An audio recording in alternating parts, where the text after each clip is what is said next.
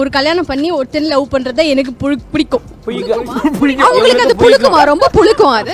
இல்ல அது எனக்கு ரொம்ப பிடிக்கும். ஓகேங்களா, அதான் வன்முறை. என்ன சொல்றேன், அதுதான் வன்முறை. நல்லா கேட்டுங்க. சுனிதாக்கு இவங்களுக்கும் பேட்டில் நடைமுறை புரியுதா? ஆனா நான் என்ன சொல்ல வரேன்னா, எனக்கு ஒரு கெட்ட பழக்கம் இருக்கு. அது நீ கேர்லா வந்து ஒரு பொண்ணு மனசே புரிஞ்சுக்க முடியும்னு நினைக்கிறேன். பொண்ணு மனசே ஒரு பொண்ணுக்கு தான் புரியும். ஓகே, என்னன்னா இப்போ ஒரு பையன் போறான்னு வச்சுக்கோங்களேன், ஒரு 10 பசங்க போவாங்க.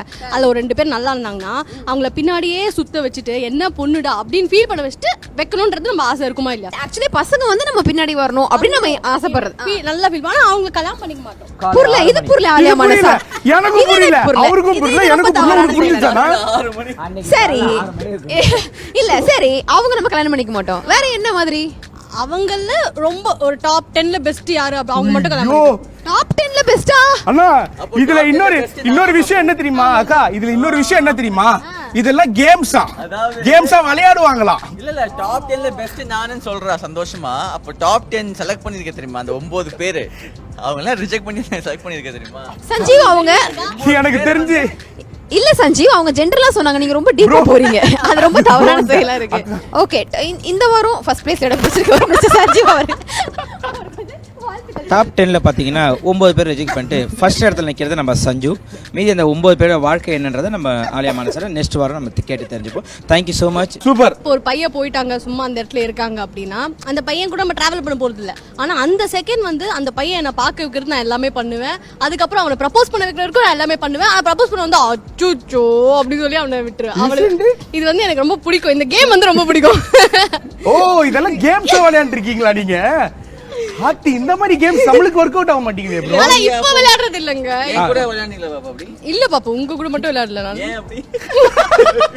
என்னங்க ரியாக்ஷன்? அப்ப ஆமாவா?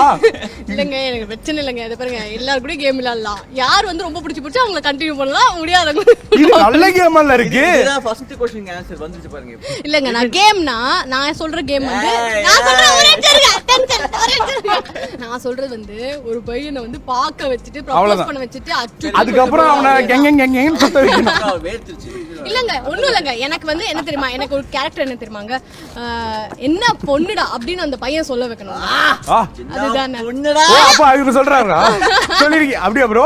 இல்ல அப்படி இல்ல சொல்லிருக்காங்க. அந்த மாதிரி நிறைய எல்லாரையும் சொல்ல வைக்கணும். ஆனா அவங்களுக்கு நம்ம கிடைக்க கூடாது. அதுதான் அந்த இடத்துல ட்விஸ்ட். ஏய் என்னடி குழப்பம்? எனக்கு சத்தியமா எனக்கு புரியல ப்ரோ. நானும் போறேன். எனக்கு புரியல. ஆல் பிளாக் அண்ணா சொன்னதே இப்போ இந்த கான்செப்ட் புரியுதான்னு மட்டும் சொல்லிட்டு போனா. ஒரே கல்யாணம் தான் தேவை. ஒருத்தர் தான் லவ் பண்ணி கல்யாணம் பண்ணிருந்தா ஆசை. ஓகேங்களா? ஆனா என்கிட்ட இருக்க ஒரு கெட்ட பழக்கம் என்னன்னா, நான் போற வர பசங்க யாராவது பிடிச்சிருந்தா அந்த பசங்க வந்து என்ன பின்னாடியே சுத்தி லவ் பண்ணி என்ன பொண்ணுடா அப்படின்னு ஃபீல் பண்ற வரைக்கும் வச்சுட்டு கட்டி விட்டுறணும்.